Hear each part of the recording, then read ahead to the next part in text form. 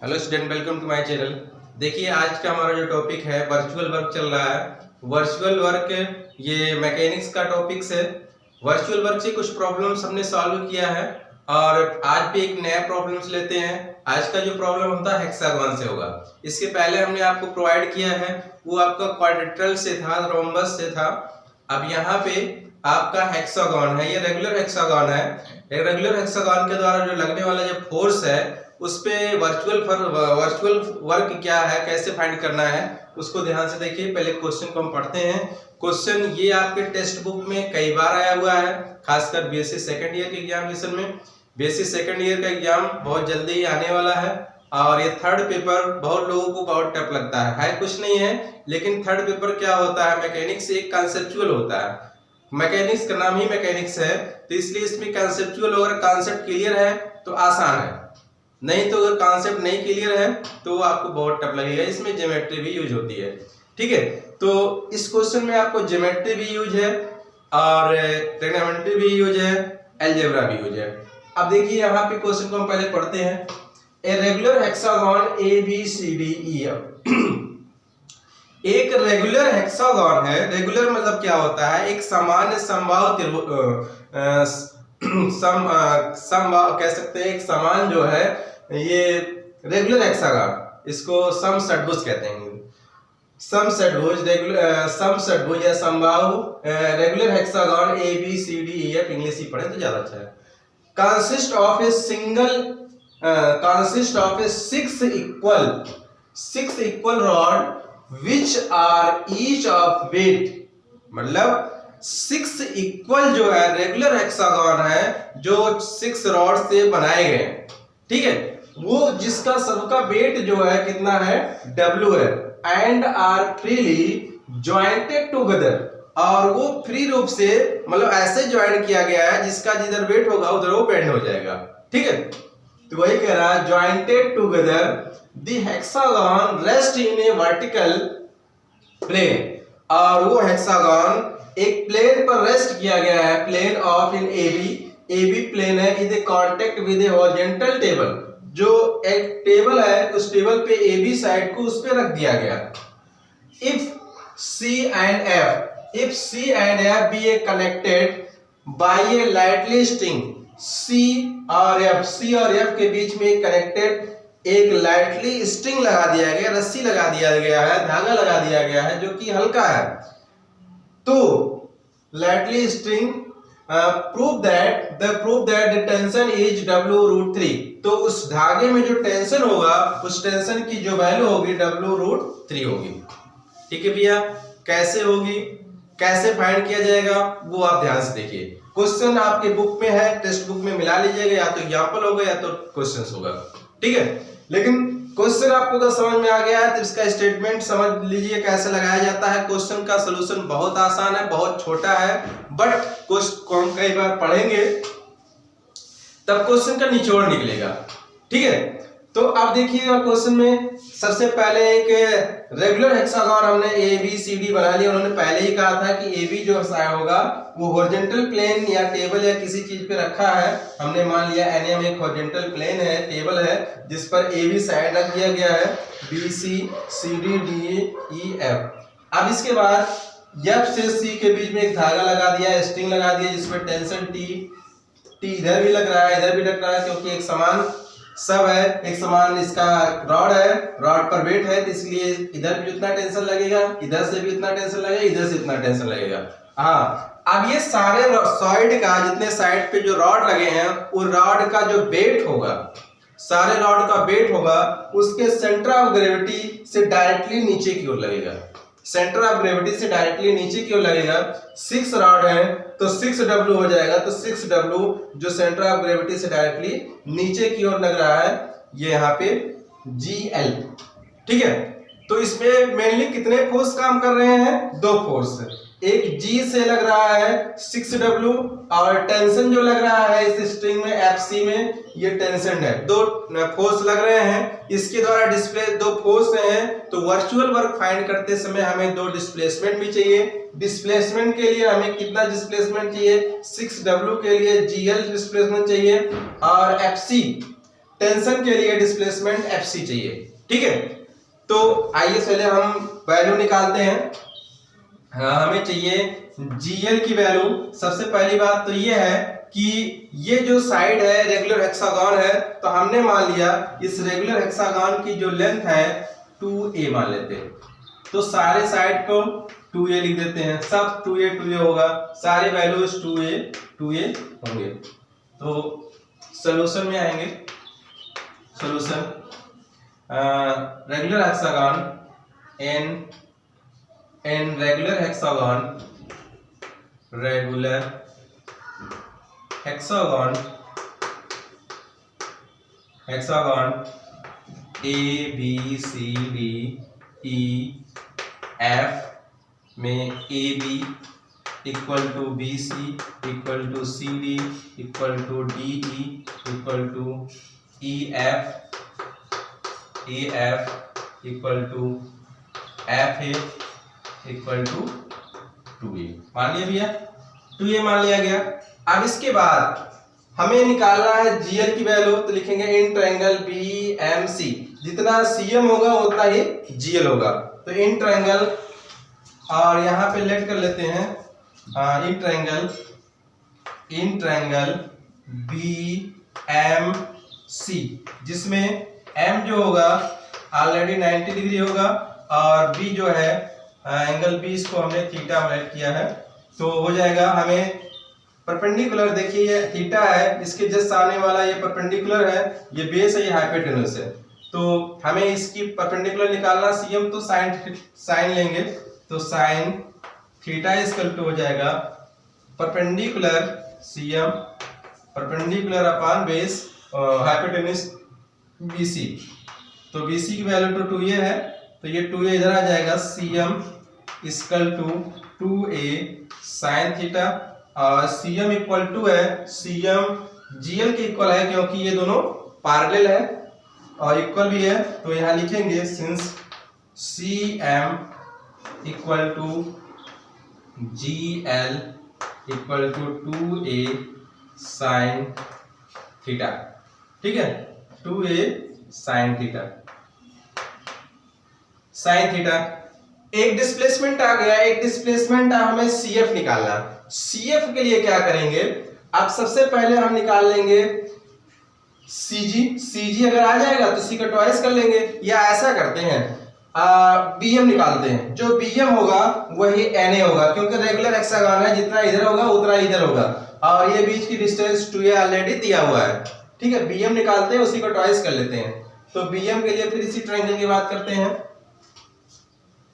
तो हम रेस कर लेते हैं। ऊपर क्वेश्चन आपको समझ में आ गया होगा, आई होप्स। क्वेश्चन नोट कर लीजिएगा, नहीं दिया होगा बुक में, अगर दिया है तो बुक से क्वेश्चन मैच करा लीजिएगा, उसके बाद सॉल्यूशन नोट करिएगा। ठीक है, हमने क्वेश्चन रेस कर लिया।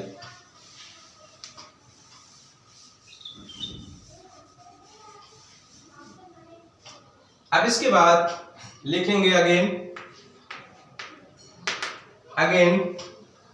उसी ट्रायंगल की बात हो रही है। अब हो जाएगा यहाँ पे cos थीटा इक्वल टू हो जाएगा BM अपान BC। तो BM इक्वल टू BC की वैल्यू 2a है, तो 2a cos थीटा। ठीक है भैया, तो जो BM होगा वही NA होगा इन ट्रायंगल। ये दोनों ट्रायंगल क्या होते हैं, कॉन्ग्रुएंस है, क्योंकि वही साइड है, वही डिस्टेंस है, वही हाइट है, तो ये दोनों ट्रायंगल कॉन्ग्रुएंस है, इसका मतलब ये भी वही लेंथ हो गया। तो BM इक्वल टू AN ठीक है, equal to 2a cos theta. तो हमें निकालना है FC इक्वल टू होगा NM या MN को आप लिख सकते हैं NA plus AB plus BM।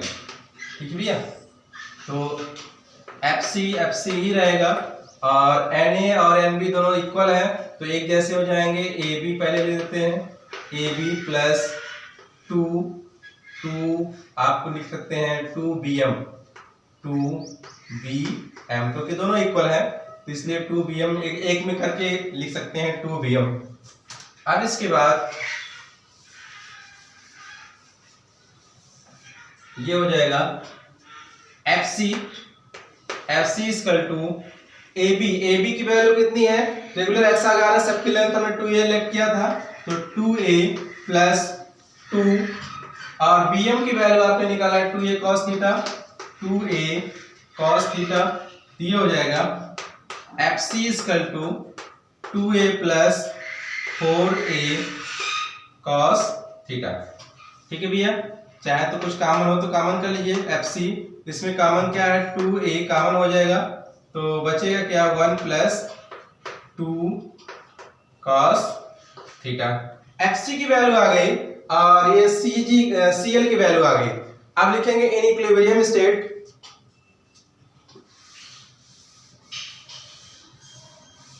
In equilibrium state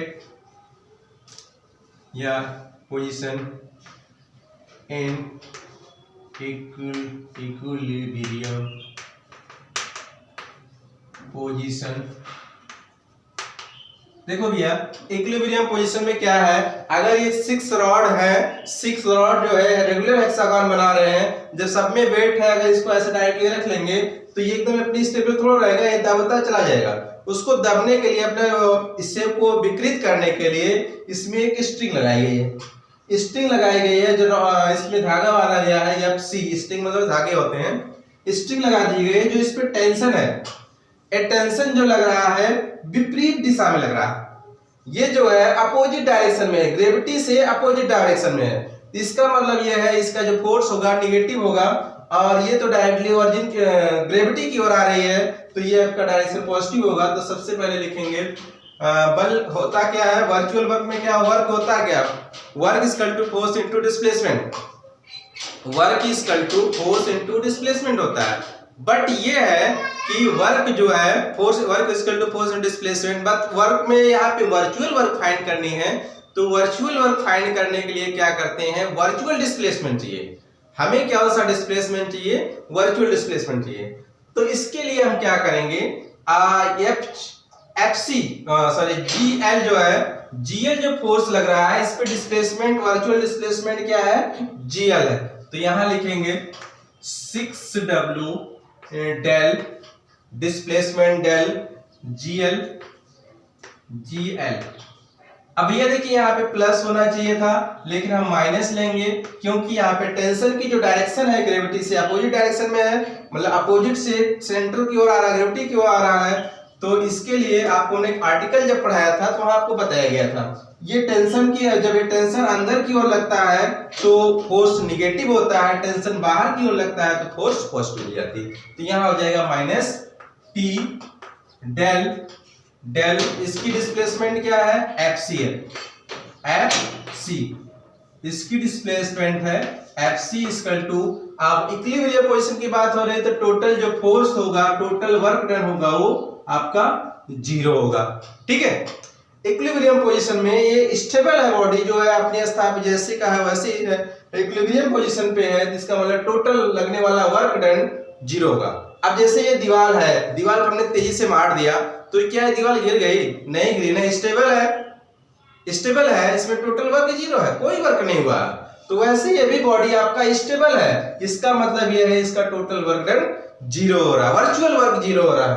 तो अब देखिए इसमें वैल्यू लाके फाइंड करते हैं। अब इसमें देखिएगा 6W, अब देखिए डेल को बाहर रखेंगे और यहां GL की वैल्यू हमने निकाला था, GL equal to 2a sin theta, 2a sin theta, और ये भी है प्लस माइनस का माइनस हो जाएगा, T बाहर हो गया, डेल, और FC की वैल्यू आपने यहां निकाला है, FC की वैल्यू कितना है तो 2a, अंदर ही लिख देते हैं 2a प्लस 2 टू जा 4a cos theta equal to 0, right. अब इसके बाद देखिए क्या होता है, अब इसका डेरिवेट होते हैं तो 6w, अब इसका 1 डेरिवेटिव हो जाएगा, थीटा है, थीटा के साथ इसका डिफरेंशिएट करते हैं तो ये हो जाएगा 2a cos थीटा, फिर थीटा का भी हो जाएगा डेल थीटा माइनस t। अब इसका डिफरेंशिएट किया जा रहा है, 2a कांस्टेंट है थीटा के रिस्पेक्ट में, ये हो जाएगा 0 प्लस ये हो गया माइनस हो जाएगा, इसका जो होगा कास है, कास का डिफरेंशिएशन क्या हो जाएगा माइनस 4a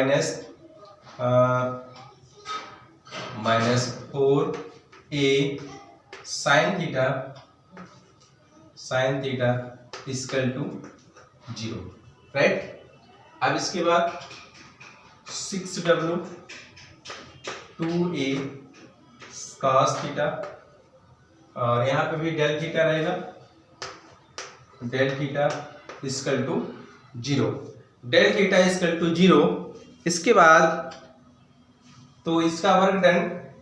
एक मिनट ध्यान दीजिएगा, आपका जो ये फोर्स जो है, देखिए बॉडी किसी प्लेन पर रखी गई है ना, ये बॉडी जो है ये पूरा स्टेबल जो किसी प्लेन पर रखा गया है, इसका मतलब ये है फोर्स डायरेक्टली नीचे की ओर नहीं लग रहा है, क्योंकि इस पे सारे फोर्स की सेंटर के पास लग रहे हैं, तो इसका मतलब ये है इसका भी फोर्स आपको यहाँ से नेगेटिव होगा, ये चीज ध्यान दीजिएगा, सही कर लीजिए, ये हो गया माइनस, ये भी माइनस हो जाएगा, ठीक है। अब देखिएगा इसके बाद ये देखिए दोनों में क्या, ये आपका minus 6w 2a cos theta del theta minus minus ये माइनस माइनस प्लस हो जाएगा t 4a sin theta del theta equal to 0, ठीक है भैया। अब देखिए इन दोनों में क्या क्या कॉमन दिख रहा है, जो कॉमन है उसको कॉमन कर लेते हैं, तो कॉमन आपको दिख रहा है 2a 4a कॉमन है, 4a डेल थीटा कॉमन हो रहा है, तो यहां बचेगा 3w cos थीटा, और यहाँ माइनस भी यहाँ रहेगा, प्लस यहाँ आपका हो गया t sin theta equal to 0। अब ये देखिए डिस्प्लेसमेंट डेल थीटा जो है स्टेबल पोजीशन पे वो 0 नहीं हो सकता है, तो इसलिए, और ये साइड भी 0 नहीं हो सकता है, 4a del theta not equal to 0, तो हो क्या सकता है 0, ये हो सकता है, तो minus 3w cos theta plus t sin theta equal to 0, तो इसको उधर ले जाएंगे तो ये ऑलरेडी हो जाएगा t इक्वल टू, ये उधर जाएगा तो प्लस हो जाएगा, साइन डिवाइड कर लेंगे तो डायरेक्टली हम लिखते हैं t equal to 3w cot theta. देखिए यहाँ भी प्रूव करने के लिए भी यहाँ तक आया है, लेकिन इस क्वेश्चन में क्या कहा था कि जो एग्जैक्ट टेंशन था वो w अपॉन रूट 3 निकालना था आपको, w रूट 3, तो अब यहाँ पे w अपॉन रूट 3 निकाला था, हमने रेस कर लिया है, क्वेश्चन को देख लीजिएगा। अब देखिए t equal to w cot theta यहाँ तक भी आ गया। अब इसके बाद जो प्रूव करना है, पहली बात ये जो थीटा है, अगर ये रेगुलर हेक्सागन है, ये रेगुलर हेक्सागन है, तो यहाँ पे थीटा की जो वैल्यू होगी वो ऑलरेडी स्टेबल पोजीशन पे 60 डिग्री होगी, ठीक है, फॉर स्टेबल पोजीशन।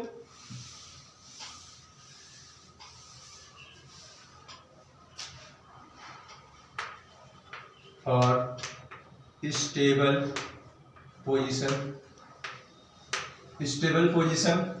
पोजीशन पे आपका जो है ये हो जाएगा थीटा इक्वल टू 60 डिग्री, तो यहाँ पे थीटा इक्वल टू पुट करते हैं, तो t equal to 3w cot 60 degree. भैया हो cot 60 कितने की वैल्यू होती है, cot 60 की वैल्यू क्या होती है, tan 60 की वैल्यू रूट 3 होती है, cos 60 की वैल्यू 1 अपॉन रूट 3, ये हो गया। अब इसके बाद t इक्वल टू, तो ये हो जाएगा 3 और रूट 3 से रूट 3 कट जाएगा, तो ये आपका हो जाएगा रूट 3w, यही तो होगा, ये हमारा जो प्रूव करना था वो निकल गया, t equal to root three, T equal to root three W. ठीक है, ये टेंशन हमारा जो स्ट्रिंग में है, ये स्ट्रिंग का टेंशन फाइंड हो गया। तो क्वेश्चन का सलूशन यही था, प्रूव। अब ऐसे ही नेक्स्ट क्वेश्चन के साथ फिर मिलते हैं। आज के लिए इतना ही। Thank you very much.